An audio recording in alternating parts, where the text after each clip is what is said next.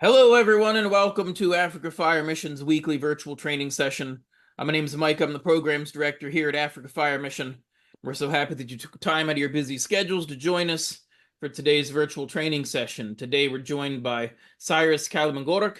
He is Africa Fire Mission's volunteer fire safety advocate, and he's going to be sharing a little bit more about electrical problems today. We're wrapping up our sort of month-long look at different electrical systems and power systems. Before we get started with today's training, just a little bit of an administrative note or two. You stick around for at least 70% of today's class, which is usually about 40 or 45 minutes. You'll receive a certificate of attendance for today's training. The name that goes on that certificate is the screen name that you're using for Zoom, so I would encourage you to check that and correct that to whatever you'd like to appear on your certificate.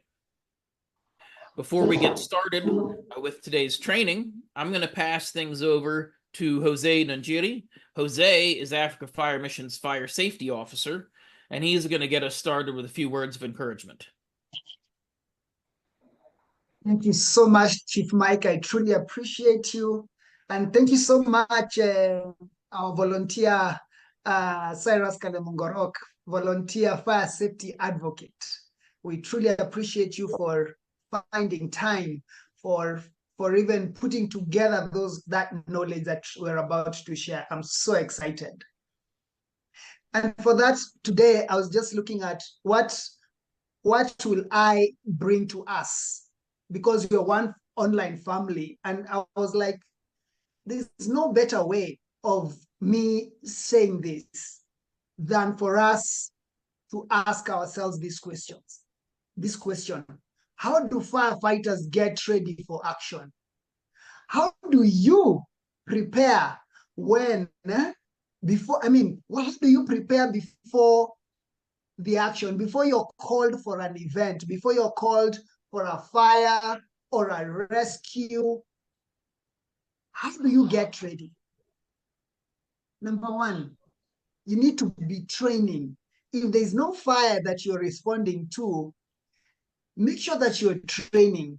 If it is in your shift day, get down to do something, rope work. If it's going to the community, if it's delivery, horse drills, get to do something. Number two, how do firefighters get ready for action?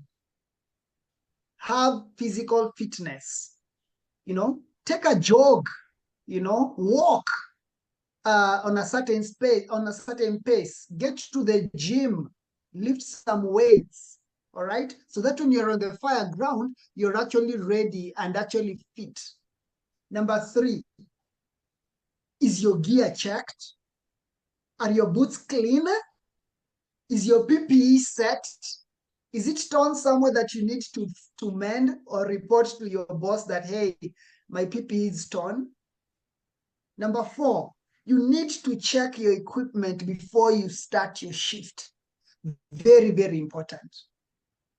And the last one is, and I find this is very important for our mental health, is actually briefing. You need to brief. Have briefs within your shift, guys. Talk about the previous fire. Have a briefing of today's activity that you're going to have in the firehouse as you wait for a fire or a call.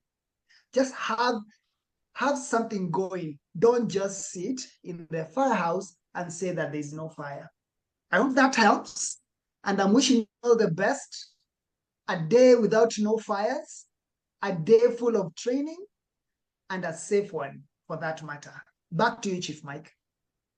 Thank you very much, Jose. We appreciate always sharing a little bit of knowledge and encouragement for us and for all the other work that you do to help promote firefighters throughout all of Africa. I would invite everyone to stick around after we get finished with the training at the top of the hour. We'll be back with Jose. Jose's hosting our tea time. Tea time is a time where you can ask questions about today's training topic or about anything else that may be on your mind. It's a great place where you can do a little bit of socializing, a little networking, and get to know some of your fellow firefighters throughout Africa. So I invite you to stick around for that as well. And now, I think without further ado, I'm going to pass things over to Cyrus to get us started with today's lesson.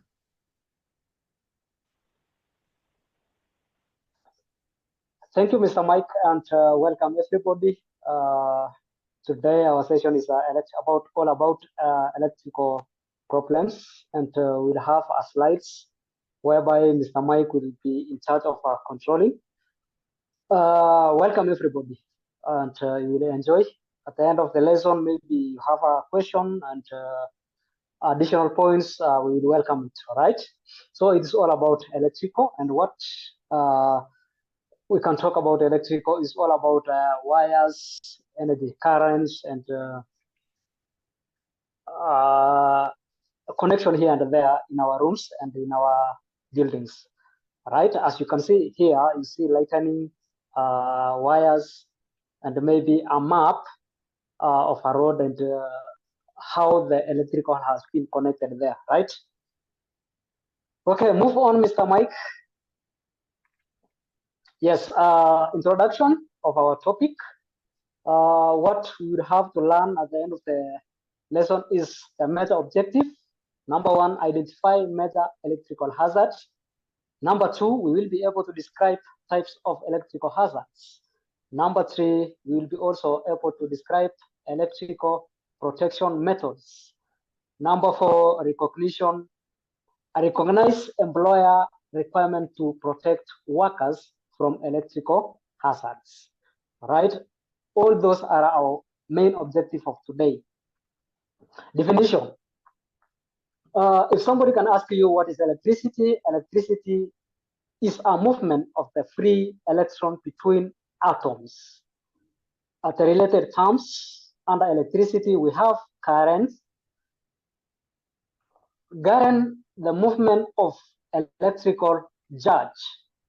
Number two, resistance. Opposition to current flow. Yeah, that resistance means opposition to current flow. Voltage. A measurement of electrical force. All right, those are the terms related to electricity. Next page. We have indicators. We have conductors. Sorry, we have conductors. Substance such as metal that have little resistance to electricity. Yeah, those are the metals that has little resistance to electricity. Sometimes it can pass. It can allow electricity to pass the currents. All right, or it can allow the currents, electricity currents, to pass through. We have insulators.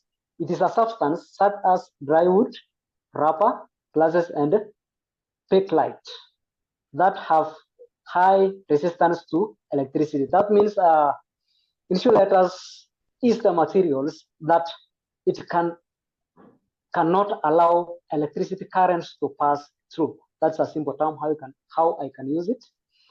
We have grounding. A grounding is a conductive connection to the earth which acts as a protective measures. Yeah, grounding is whereby electrical wires can be put underground for purposely for safety measures, right? So when you see grounding wires, purposely it's there because of our safety. So as you can see here, these are the major hazards that are being produced by electricity. As you can see, this man is being electrocuted. The other one, maybe there is a light. Somebody touched the electricity and the sparks are out or shock. You can see wound down there. You can see somebody has fallen, maybe by touching electrical wires. And you can see fire and people are trying to run out. Others maybe are trying to calculate on how to do with the fire fighting or fire suppression. Yes. A symbol of electrical hazard that could cause worker to be electrocuted. Yeah, that link, we could have a video, but for today we are not able to access that link. Next. Yeah, so these are the major hazards that can be associated with the electrical. And you need to be safe wherever you are working, maybe in your office, wherever. Number one, we have burns that is associated with electricity. Number two, we have electrocution. Maybe somebody touches naked wires, or there's a faulty wires around your office. We have shock.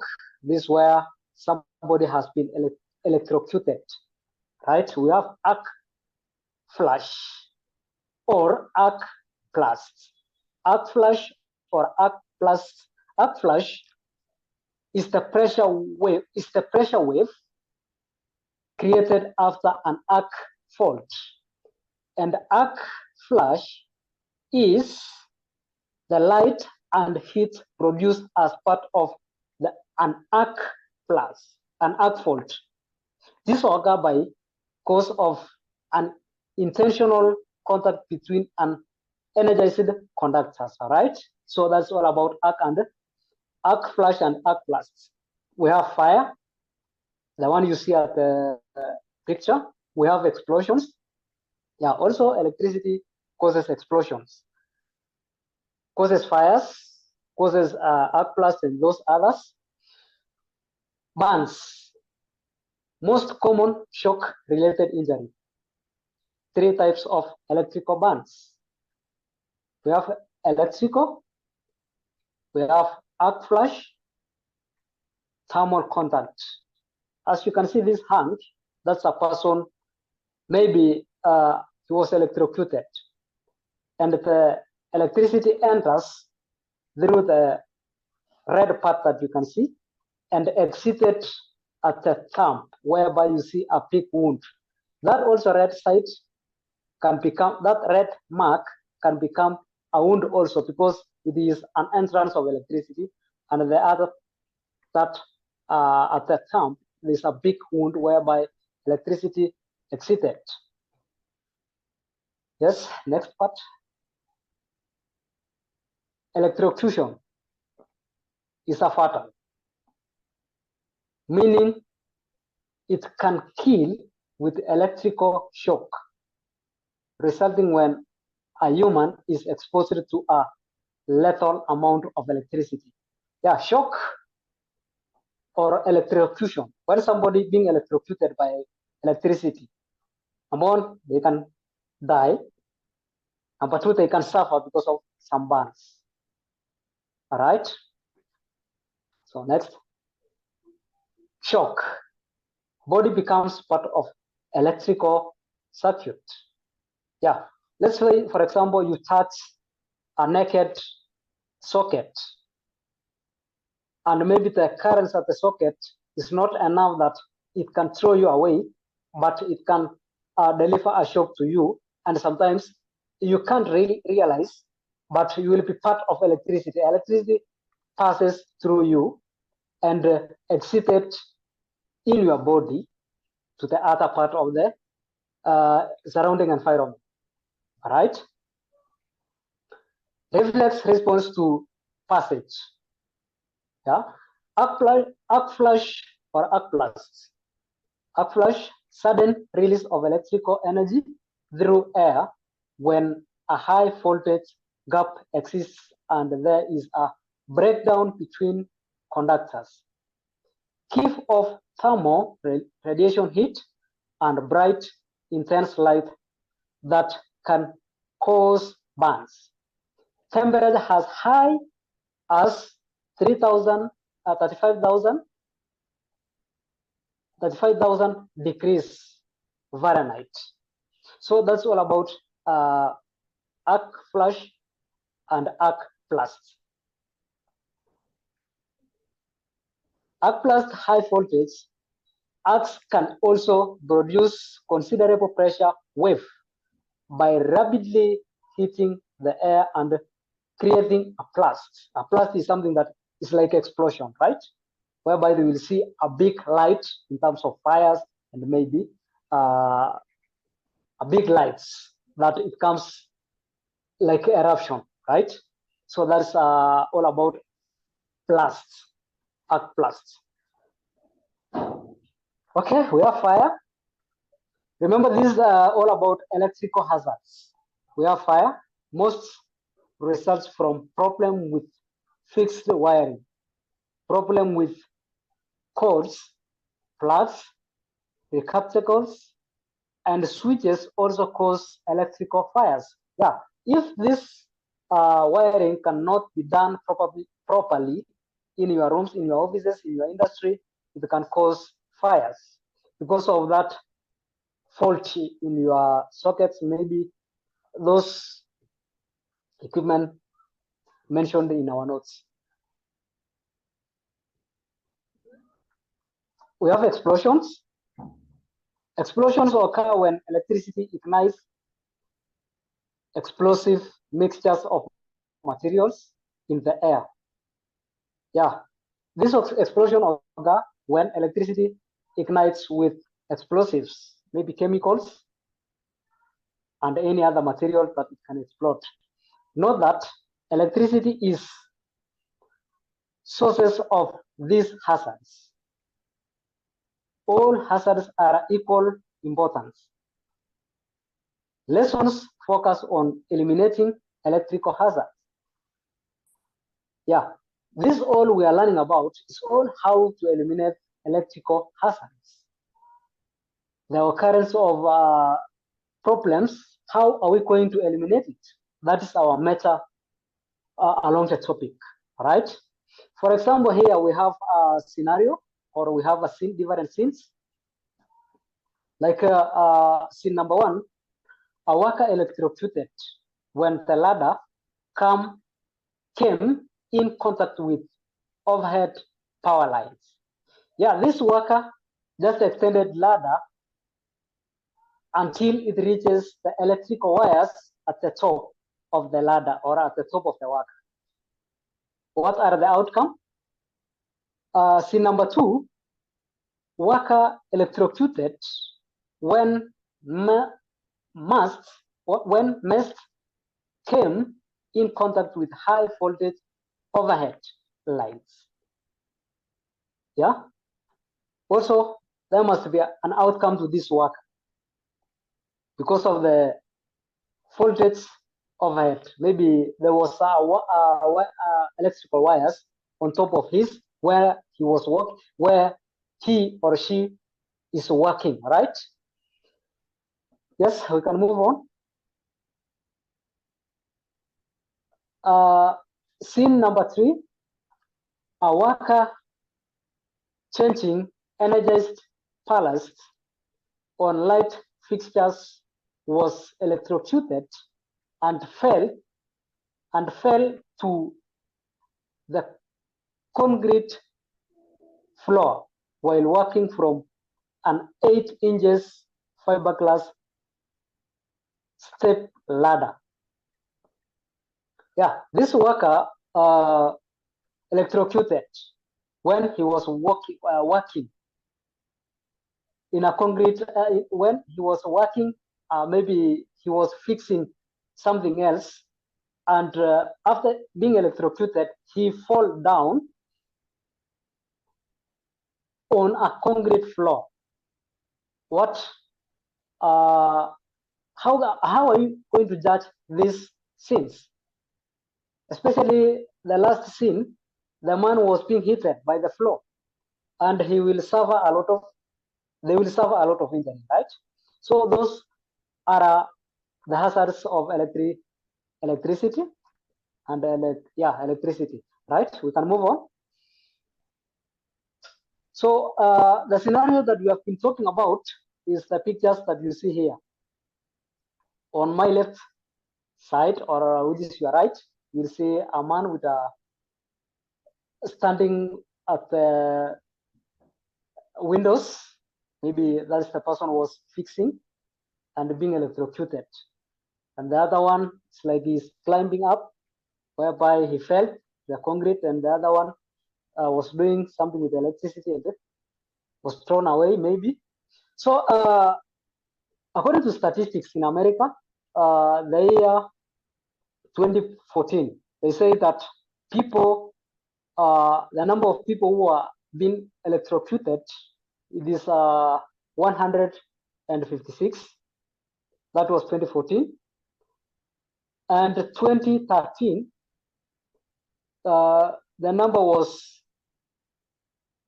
141, which means that 2014 we have they have large number of people being electrocuted than 2013. 2013, the number was less, or the number was little, but 2014, the number is going high. All right, that means people are very busy with electricity nowadays, not only in the US, even as in Africa, Kenya, we are busy using electricity without following the safety measures.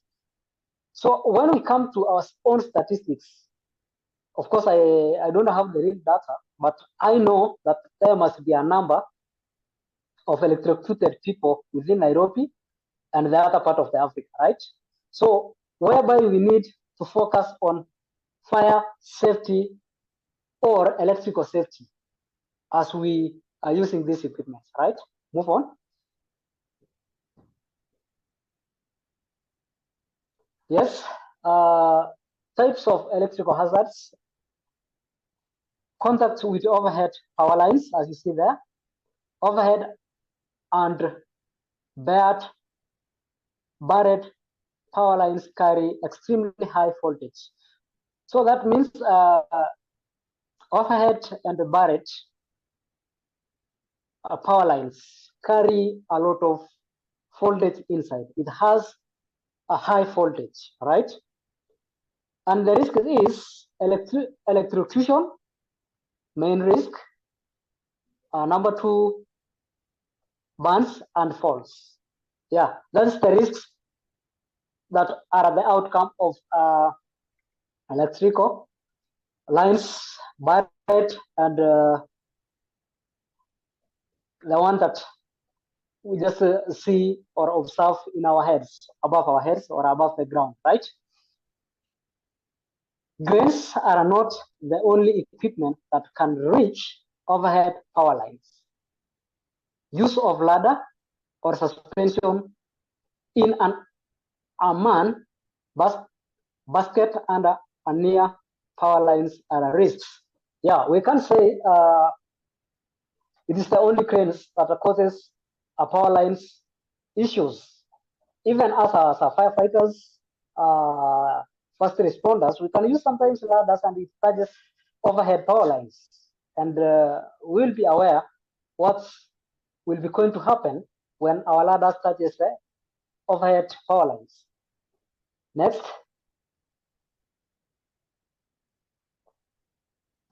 Importance. The covering on and overhead power lines is primarily for weather protection. Therefore, workers need to know that if they touch a power line, covered or repair, that is probable. Yeah, that means we have to have the indicators, maybe the cautions that saying you have to mind about your safety by observing overhead power lines wherever you work, right? And you have to put a dangers signs also to show that if you tamper with this kind of power lines, you will be electrocuted and maybe you die. Next. Don't mind about the links, right? Contact with energized sources, live births. The major hazards, electrical shock and burns. Electrical shock occur when the body becomes part of electrical socket. As you can see that man there on the right part of the body, you'll see the right lines maybe flowing from down to upwards. That means the person is being electrocuted. There is a current, there is a flow of currents in their body, and this flow of currents may cause death to the person or a lot of injuries to the body, right? So like the currents was flowing from top, whereby it is an entrance, and down there is exit, whereby you will find out that they will, at the exit, there will be a peak wound because the electricity is just exited from there, right? Next. severity and the effects of an electrical shock depend on a number of factors. Factor number one, pathway through the body. Yeah, where it passes, where it enters, and where it exits. The amount of current, the current that was flowing through the body, length of time of the exposure. How long was this person being electrocuted? 10 minutes, 15 minutes. Yeah, it depends also how is this person going to survive. Is there any survival or just a death? All right. Whether skin is wet or dry. Yeah, the skin was wet or dry. Also, it is the factor that matters a lot, right? Water.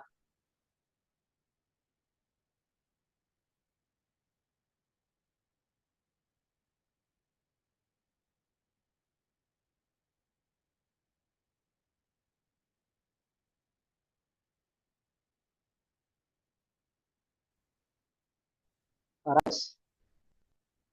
If the body is wet, it has a lot of water, and it came contact with the electricity. That means this person or the equipment that you have been holding easily transports electricity very fast, because electricity being transferred by wet equipment. All right. Next.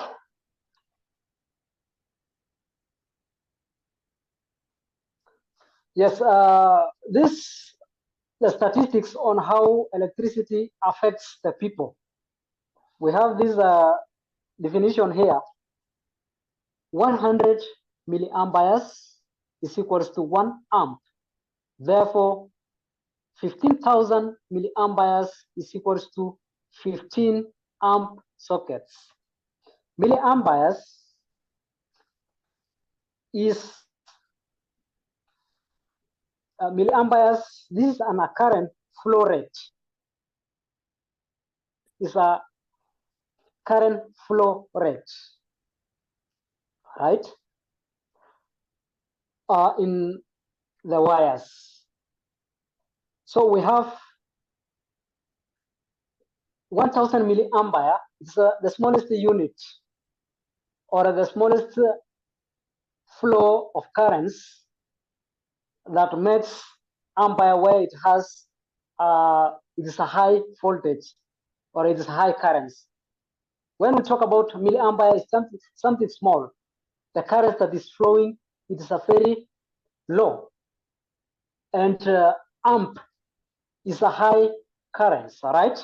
So here is a statistics where it says below 1 milliampere, when you come contact with the electricity, what happened? Current, and then you see reaction. So below 1 milliampere in the reaction, generally not reciprocal. That when you come contact with the wires has at below 1 milliampere, nothing will happen. All right. So when we say 1 milliampere, what is going to happen? There was a contradiction between my explanation up there, whereby I have to explain it clearly from number 1 to 5, and then going down like that. So 1 milliampere, what is going to happen when you be exposed to the electricity? Fainting is likely to happen. So that is 1 milliampere. What is going to happen? Fainting is likely to happen. 5 milliampere, sight, shock, felt, not painful, but disturbing. Average individuals can let go. Strong voluntary reaction can lead to other injuries. Yeah, 5 milliampere, whereby if you touch the electricity, you will feel it. There will be a small reaction. Maybe your hands will be shaking, or the object that you have been holding shaking your hands, and you will just release it and walk it when you are strong. 6 to 25 milliamperes to the woman. What happened when it comes contact with the electricity?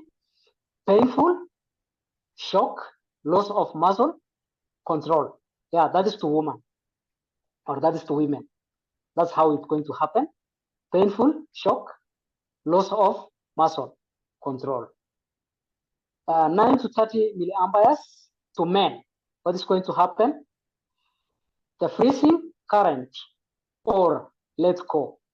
Range, individual cannot let go, but can be thrown away from the socket if extension muscle are stimulated.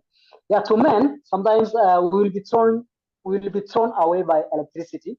Maybe, for example, you are trying to charge your phone, or you are charging your phone, and you will realize that maybe your socket is not good enough to control the currents. The current flows towards your body. What will happen? You will be thrown away. Some of us sometimes use a key to control the socket so that you can insert your chargers. All right, you will be thrown away when the electricity flows towards your hands. 50 to 150 milliamperes, extreme pain, respiratory, arrest, severe muscular contraction, death is possible. Yeah, 50 to 150 milliamperes, death is likely to happen when this person got electrocuted. 1,000 to 4,300 milliamperes, rhythmic pumping action of the heart, rhythmic pumping action of the heart sees muscular contraction and nerve damage occur. Death likely to occur. Yeah, 1,000 to 4,300 likely will lose their lives. 1,000 milliamperes, cardiac arrest, severe burns, and death also will be the outcome of those currents. So here we are talking about a purely currents when the currents came contact with the human body or the human being, right? Yes, next. Damaged or bare wires. What can these damaged or bare wires cause to us as first responders or the residents? Number one, fault currents may travel through a body, causing electrical burns or death. If power supply is not grounded, if bulb has been broken, if there are live parts or bare wires, extreme conditions and rough treatment can change electrical equipment from safe to hazardous. Yes, that is the outcome of the damaged or bare wires. Next. Defective equipment. So this is what we have been talking about. Bare, if you see that red wire, it is a bare wires or broken wires. And there you will see there's some machines on the other side. I don't know what is that. I think it is a faulty wires, maybe. So that was what we have been discussing before this page. Defective or tools, right? Improper repairs.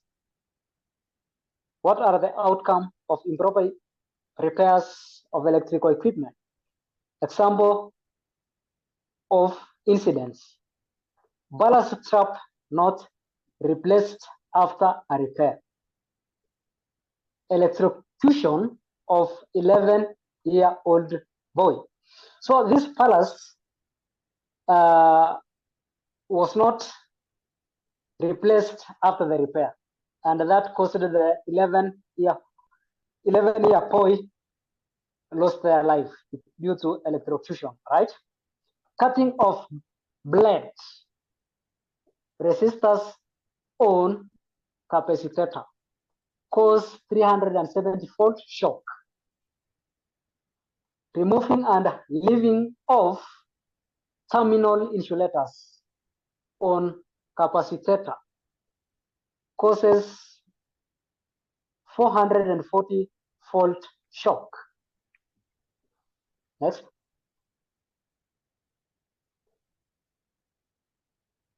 Improper use, yeah, as you can see here, extension and flexible cords, care, connection, capacity. If you can see here, this person does their personal wiring, and one of the holders that they used to hold the wire was there, a nail. He nailed on the table or he nailed on the frame and hooked up the wire, which is very risk. What if that insulator bear away from or tear away from the live wire? What will happen if somebody come contact with that nail? Automatically, they will be electrocuted. Next.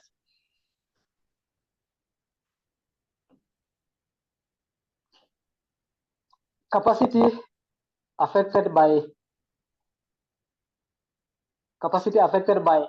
size of wires. 14 gauge has 15 amps. 12 gauge has 20 amps. Length of the cord. UL tag capacity. In one general, cord over 1,000 feet require on size larger cord. 14 gauge to 12 gauge. So this means, according to the wires that we have been using, 14 gauge has 14 amp currents, and the 12 gauge has 12 amp. So that is the currents flowing through the wires. So when I talk about a gauge, so that is the wire itself, right? And UL, the capacity. Maybe it has that big wires, 14 gauge to 12 gauge. So it needs a safety of about 100 feet, right? Maybe this gauge allows you that in 100 feet,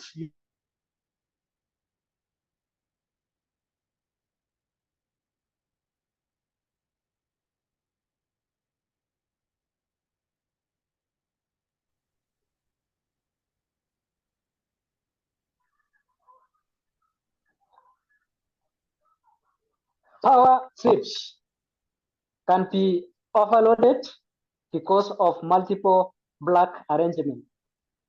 Most have overload protection, but often multifunction causing fire. Yeah, power trips. That tells us that you don't need to overload. As you can see here, it is an electrical gadget that has been overloaded. It has about more than 5 equipments being plugged in. Most have overload protection, but often malfunction. Yeah, if the gadget itself has overload protection, but sometimes because we insert some equipment that it's not working, yeah, the one that it is not working may cause the gadget itself to explode. All right. Use fixed wiring when possible. Use fixed wiring when is possible. Yeah, you need to use it properly the way the manufacturer is saying. If it is too equipment needed to be inserted, follow that instruction. Portable heaters and appliances, manufacturer recommendation not followed. If you don't follow the manufacturer's instruction according to the machine that you are using in your fire station, in your office, wherever you are working. Remember, anytime that machine will fall you out, and you will feel the outcome, which is not good, right? Do not plug into a power strip. Do not plug into a power strip. This causes overload and fires. It can erupt fires, right? Next.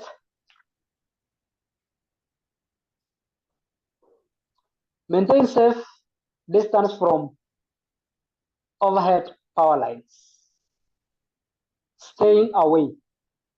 Following table show the safe power line clearance distance for various lines voltages.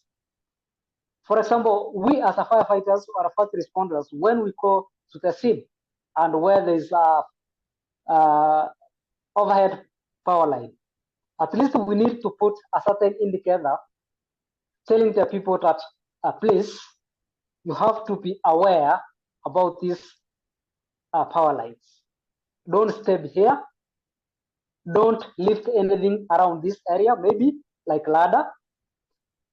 It is something that we need to talk several times in the scene as we work as a one team or firefighters in the other teams, all right? So because our safety on power lines is very important. Next.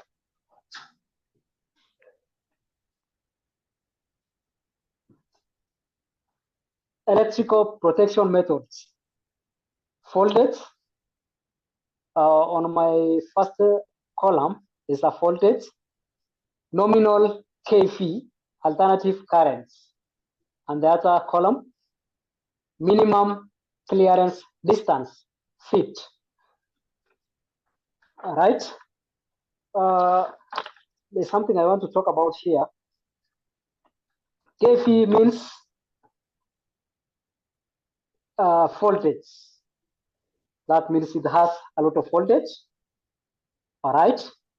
So up to 50 kV, you need to have a clearance distance of 50 or 10 feet, right?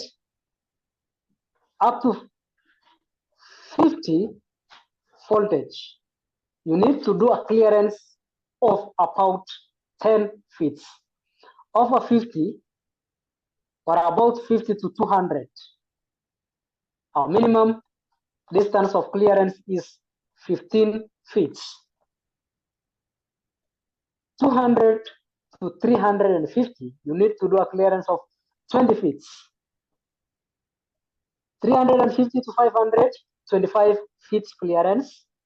500 to 750, clearance of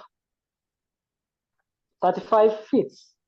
Over 750 to 1000, you need to do a clearance of 45 feet. Over 1000, as established by the power line owner operator or registered professional engineer, who is qualified person with respect to electrical transmission and distribution. That depends. That means it depends on the user, the person who is using the machine, that it has more than 1000 voltage. Yeah, and that person must be given direction by person who has undergone a full training, or they have to go through a certain training so that they can become an expert to advise on that. All right, next.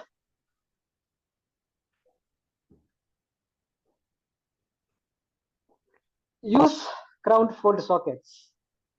Interrupts GFCI,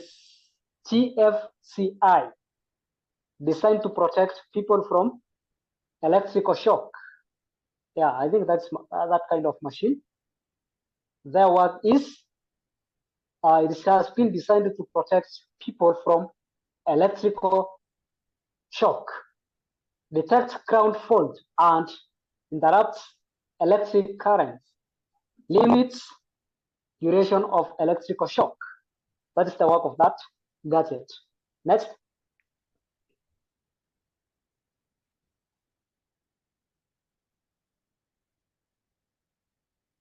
Types of GFCI: recaptable GFCI, temporary portable GFCI, socket breakers. So these gadgets detects where electricity is faulty or it controls too much currents flowing to the wires, and it can assist in fire safety, in electrical safety. Next.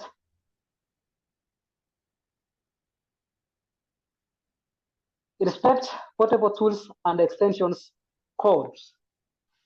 Inspect portable tools and extension codes. Worker needs to inspect extension codes prior to their use for any cuts or abrasion. Electric hand tools that are old, damaged, or misused may have damaged insulations inside. Next. Use power tools and equipment as designed. Follow tools safety tips to avoid misusing equipment. Follow manufacturer's instruction. As I said earlier, that you need to follow the manufacturer's instructions to any machine that you're operating. Next. Common example of misused equipment. As you can see here, there is some connection, locally connection. There's this kind of black there. Wires. What do you see in this wire, the yellow wire? Somebody has nailed the wire itself. And remember, if this wire has electricity, that table, surely we can't say that the safety measures is concerned. No, that person or people moving around there are at high risk because that wire has been nailed and the nail maybe has energized currents with it, right? So those are the equipment people do like misusing. People just check radio wires, connect with TV wires, and do their own connections, maybe to transfer electricity from one place to another or from one equipment to another. Next.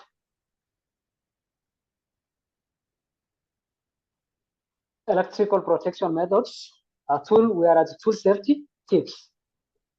Never carry a tool by the cord. Never yank the cord to disconnect it. Keep cords away from heat, oil, and sharp edges. Disconnect when not in use and when changing. Accessories such as blades and pipes. So you need to disconnect electrical wires when you are doing a repair to any machine to avoid electrocution and shock. Next. Avoid accidental starting. Do not hold fingers on the switch button while carrying a plugged in tool. Use gloves and appropriate footwear. Store in a dry place when not using. Right? Next. Don't use in wet, damp environments. Keep working areas well lit. Ensure that cords do not cause a tripping hazard. Remove damaged tools from use. Use double insulated tools. Next.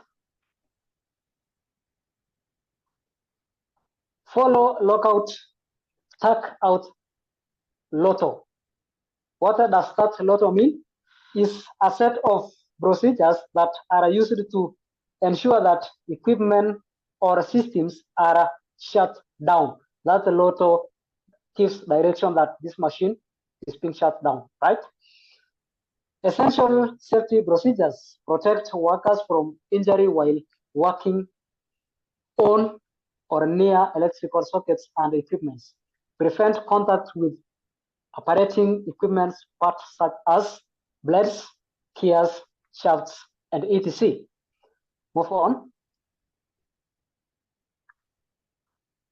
Lotto prevents the unexpected release of the hazardous gases, fluids, or solid matter in areas where workers are present. Yeah, that lotto indicates that this machine is off. Power sources identification. Mark all breakers accordingly for the sockets. They protect.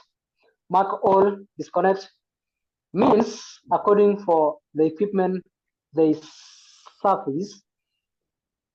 Identify all voltages with proper labeling. Next.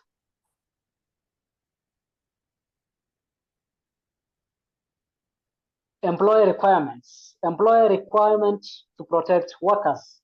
Number one, ensure overhead power lines safety. Number two, isolate electrical parts. Number three, supply ground fault sockets. Interrupts GFCI protection. Establish and implement an AEGCP. Ensure power tools are maintained in a safe condition. So those are the requirements of employer. Next.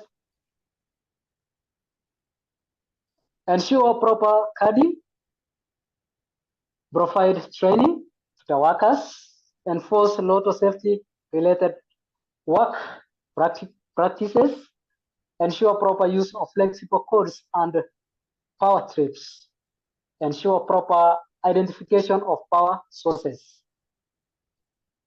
Next.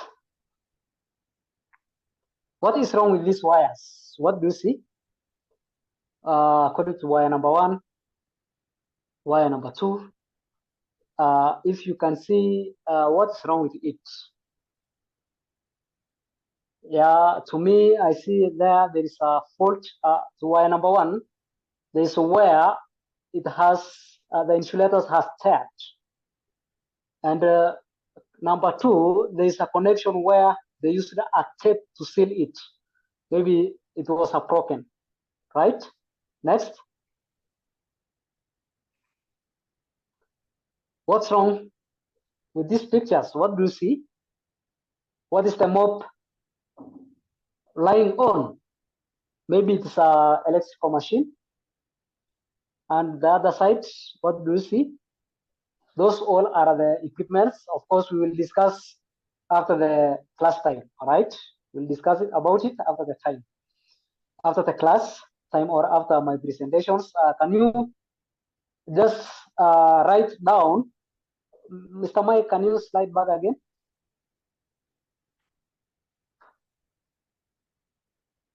Yes, can you write down what you see in picture number one and write down what you see in picture number two? Next slide. What you see in picture number four and what you see in picture number five, so that we can discuss during tea time. Next. Knowledge to check. What is electricity? Yeah, those are the questions. And our class is over, or our topic today is over. It's just a recap and the questions that we are supposed to ask ourselves. Of course, you yourself, you can ask yourself about what you have or what you have noted in our notes. Thank you very much. That is the end of our today's topic. Unless you have any question before we go to tea time, you can ask. All righty. Thank you very much, Cyrus. We do have a couple questions in the chat. We'll get to those in just a moment. I'm going to wrap up the formal portion of our training, stop our recording here. I just want to end us with a big thank you to Cyrus for taking the time and the expense to come and teach for us for today's class. And a big thank you to all of you for joining us for today's class, taking the time out of your schedules, spending your money for those bundles so that you can better yourself and better the way that you serve the community. So thank you very much for all that. And remind you all to let your friends and colleagues know about our classes here. We have plenty of extra seats available. So please invite anyone you know that may be interested in joining our classes. Share that registration link. We hope to see you all again next week.